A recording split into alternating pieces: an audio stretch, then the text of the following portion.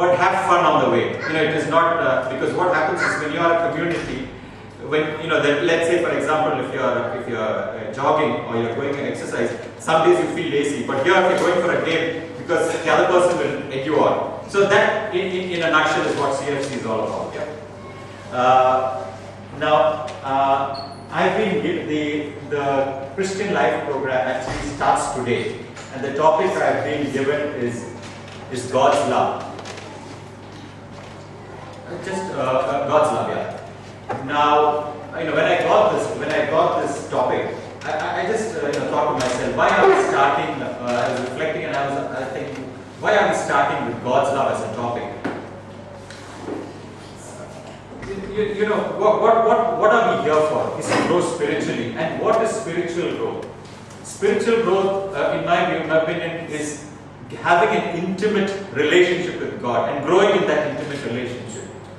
So, what is intimate relationship? It means falling in love with God. Now, how do you fall in love with somebody you do not know? So basically, it makes absolute sense to start this program with God's love as a topic, because first we need, it's not that you all don't understand, we keep hearing the word God is love, but you need to internalize it. So our attempt today is, as we go along, is to understand the nature of God's love. And once we can understand what the love He has for us, it becomes easier for us to respond. And that's what spiritual growth is about. Yeah. So that's why we have God's love as our first topic, and just to get you on the mood. Does anyone know? It's a movie. These are some love stories. Does anybody know this movie? Have you seen this movie? Romeo and Juliet. Yeah. The actors as well are famous, right? So I think this is. What about this? Anyone? A very simple quiz. Yeah. This one is obviously. Sharjah. Okay. Now there's a common thread through all these images. These are all love stories, and perhaps when we think of love, I don't know. Maybe I just ask my daughter what are images that came. Some of these came in our head. Obviously not Taj Mahal, but at least the other images. So perhaps these are some of the images that come to our mind. And the problem with that is that clouds our understanding of love. So I just wanted to see, because what is the basis of this love? It is a physical attraction.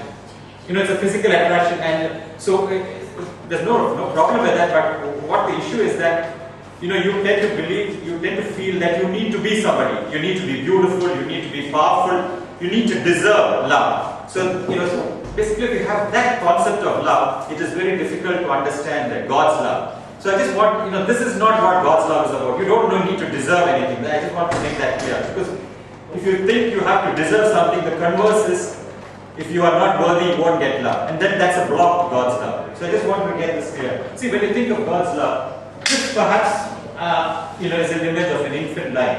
And I would just imagine you're the father or the mother of this child. And what is your love? See, the child is unaware of anything. He's helpless. He's nothing. He cannot give back anything to the father or the child. But the father or the mother, it's a part of the father or the mother. And he is willing to do anything for that child. In fact, sleepless nights, change diapers, anything.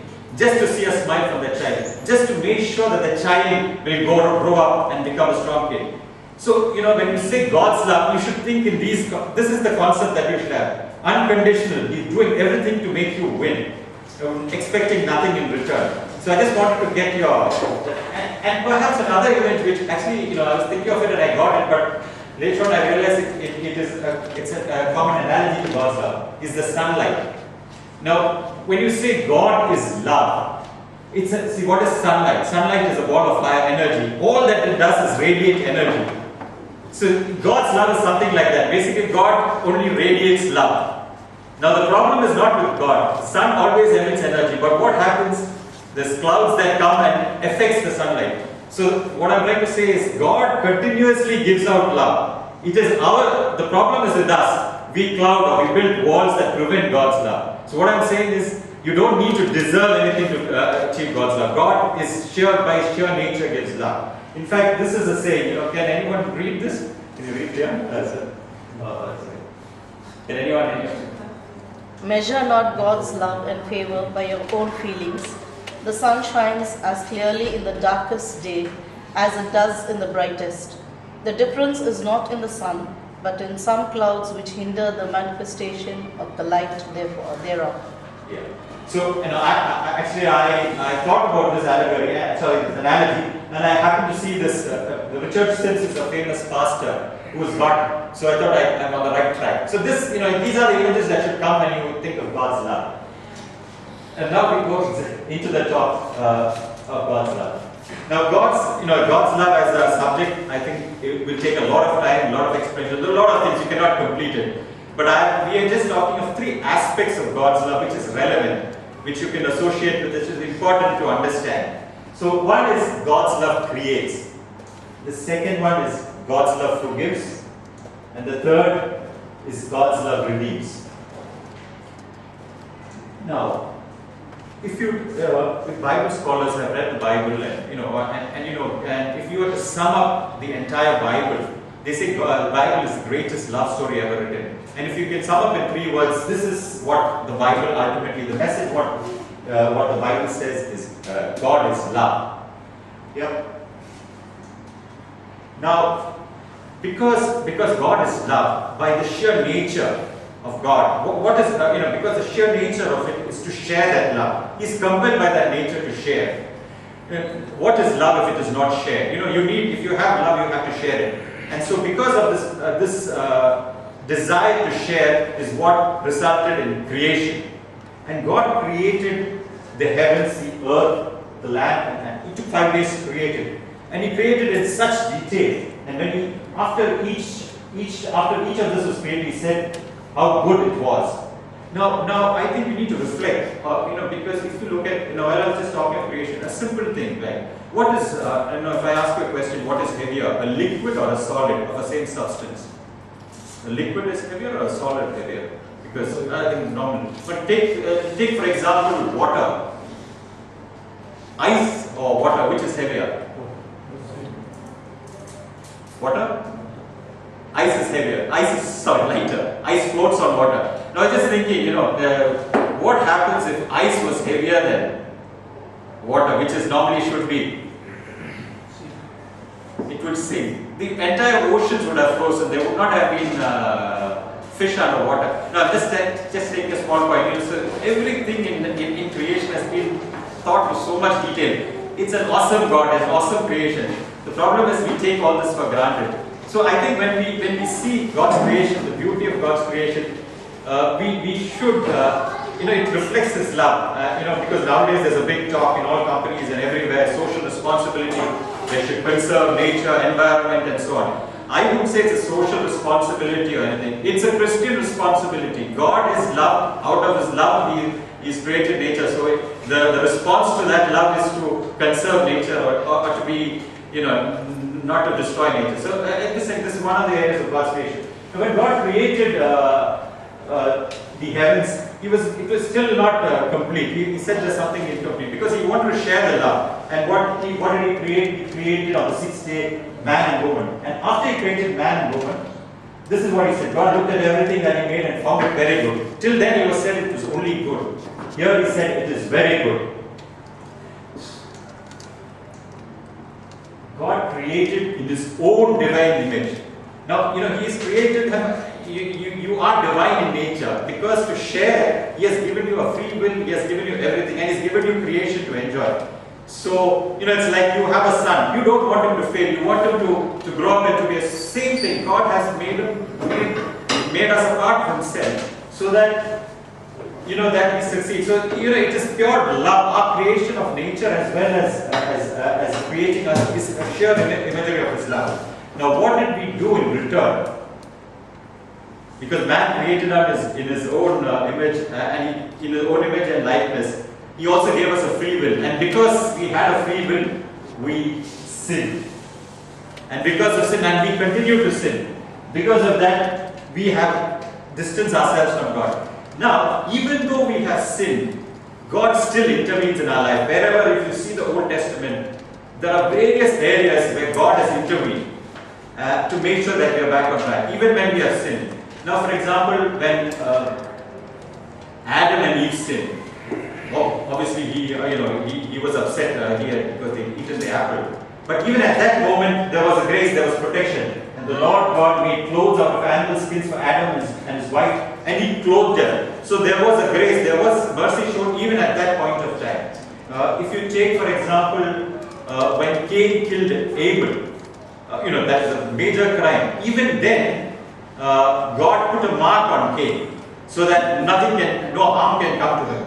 So you see, but the Lord answered, no, if anyone kills you, 7 lives will be taken in revenge. So the Lord put a mark on Cain to warn anyone who met him not to kill him. So you see various instances where the Lord intervened. When humanity was going nowhere with a lot of sinning happening, and at the time of Noah. So he instructed Noah to build the ark. He built the ark, built the animals. So he wanted to protect them. The righteous he wanted to protect. So he is the one who intervened and helped. So if you see, even to Abraham, when the rest of the people are sinning, he blessed Abraham. So the various occasions where the Lord has intervened in our lives. Now, so it is for us now. God has not only intervened in the past; He continues to intervene in our lives. The question is, do we recognize God's intervention in our lives? It's only when we recognize God's intervention in our lives do we can understand that He really loves you. The second part of God's love, which I mentioned, is about God's love is a forgiving love. And this parable, prodigal son, is the parable we're discussing. I think it's a very famous parable. We all know about it. And it was said by Jesus himself. Jesus is God. And he himself said it. So he said this so that we understand the nature of God. In the first part, in God's creation, is a reflection of God's love. In the second part, what I'm going to is in this parable, is God himself describing what his love is all about. Now, if you just quickly go through the story. Now, a father had 2 sons.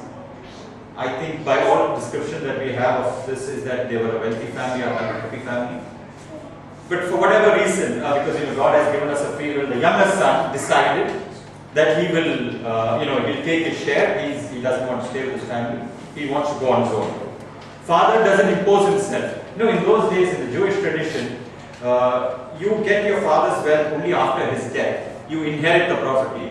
Now, when the son is going to the father and asking him, I want my share, as far as what the father is concerned is that in the son's mind the father is dead. It's a big hurt, it's a big insult for the father. But the father accepts that, he doesn't say no to the son, he gives it. So he basically, it's what he's trying to say here in the story, the father is God the Father. And that is what Jesus is trying to say is what is the attitude of God. God will allow you to do, even if you are doing the wrong thing, allow you to do. He wants you to correct yourself. Yeah? So this, and he takes his share and he goes away. And the story is, he squanders his wealth, and with no time he's there with the pigs, feeding the pigs. It's at that point of time that he realizes, where am I? What am I doing? And this is what he says, Father, I have sinned against heaven and against you. Basically, he realizes that he's a sinner. He acknowledges the fact that he's a sinner. And he humbles himself and he says, I no longer deserve to be called your son. Treat me as you would treat a hired worker. This is what he intends to go to the Father and see. So he realizes, basically, the fact that he has to reach that depth of despair before he realizes. But he realizes, and he decides to go back to the Father. But now when he goes back to the Father, he starts going back to the Father. It's said in the Bible, the Father sees him in a distance. Now, I don't think in the parable he said that he just happened to say it. Basically, he wanted to show the attitude of the Father. The Father, the moment you go away from the Father, he's waiting for you to come back. He's been waiting, and he goes in the morning, he looks out of his balcony to see if the sun is coming. The whole day is waiting. And when he sees the son coming back, his son is in a distance, when he sees him coming back, he doesn't wait for the son to come he runs towards him.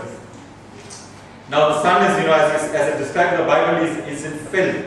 He has been feeding pigs, he's unkempt. But the father and the son is there, imagine stuttering, stammering, very humbly, he's going to the father to say what he has to say. The father cuts him off, he doesn't even wait for him to listen, he just embraces him. embraces him, and then the father says, you can treat me as a servant. No, he says he doesn't want to listen to that. He puts a ring on his finger, he puts sandals on his feet, he puts clothes, and basically he gives him authority. He redeems himself back as a son. No questions asked. So I think God in this story is telling us that if you have, for whatever reason, gone away from him, this is what he wants, you to come back. It's like this, when I told you the analogy of God's love with the sun. The sun continues to radiate his love. God continues to give his love. Now, we by our actions build walls and prevent the light from reaching you. Now that's what's happened to the prodigal son. Now, when you are in dark, see now when you miss the light, you know what you're missing. You are in total darkness. And when a person from darkness goes back to light, he knows the value of darkness. It's like this, if you're really hungry or you have gone to hunger, only you know the value of food. So that is why when he comes back, not only the father is happy, the son also realizes the value of the love of the father. Now fine. So then that evening they have a party. Fattened cow is killed just for the younger son, and then when the elder son now comes back. Elder son is not in a far off country, he's in the fields. He comes back, hears all what's going on, and he's human nature. He's what does he think? He begins to compare. He gets jealous. He gets jealous. I think this is something when we look at the story, we only look at the prodigal son. We forget the other characters. So we need to picture ourselves. Where are we? Are we the prodigal son or the elder son? Because why did the elder son be upset? Because God's love, the father's love to him had not changed. From yesterday to the next day, he had not changed. But why is he upset? Because he begins to compare. The other major point is that he begins to think he deserves God's love. That is why. Because I've been working in the fields God should love. Actually, we don't deserve. None of us deserve. I think this is an aspect that we need to clearly understand. God gives his love freely. We need to accept. We do not do that. Anything that we do does not deserve God's love. So the problem is he felt that he deserved God's love, and that's what made him upset. So I think, and the sad part is at the end of the story, they said that the father comes back and tells, what's the problem? Please come in. He makes the statement, my son, everything I have is yours. And the story ends there. They're not saying whether the eldest son came back in or not. So I don't know. Perhaps he didn't come back. He was still upset because everyone is happy and he is the unhappy one. So maybe we have to analyze ourselves and see where we are. See, it's easy if you have gone far away from God. You have at the depths of you have really seen it all at the bad times. Then when you come back to the good, you know the value of the bad times. The problem is for those who are, those who are going to church every day, those who, those think they are doing well, they perhaps, they tend to think they are self-righteous and they miss the love of God. So this is something that we need to ponder about in this story. Yeah? Now, this story is normally called the prodigal son, and the meaning of the word prodigal is wastefully extravagant. It's a negative term. So you could call the story a prodigal son, or I would call it a prodigal father. What I mean by that is that the love that God has for us is extravagant in nature to the point of being wasteful. It becomes wasteful if we respond to his love. You're giving value to it, but otherwise, many of us don't. The love that is being wasted on us. So you could also term the story as a prodigal father. But anyway, the important thing is the father is there, the son, and so we need to analyze and see where we stand. And if we have gone away, this is the time, a decision to be taken to come back and experience the love of the father. If not, to revive that love that we have with the father. Yeah. Now that is the forgiving part of his love. So we first had the reflection of God's love in creation, then a description of love, of his forgiving love in the prodigal son. And now is the third aspect, the most important part. No, actually nowadays for everything we go to Google and find out, ask Uncle Google what's the answer. So I did a little exercise. The exercise is simple. On Google I've asked love symbols, and I think these are quite obvious symbols that come out. And this is what came about. Yeah? This is the science that came through. Now I put just one word before that. God's love symbols. And there's something quite different that comes out. Yeah, it's all across. So the next part that we're going to do is there in these pictures. That's the love, the cross as a symbol of love. Before I go into that, there's a small video that I'd like to share with you so that you can have 2 minutes. See this video, please.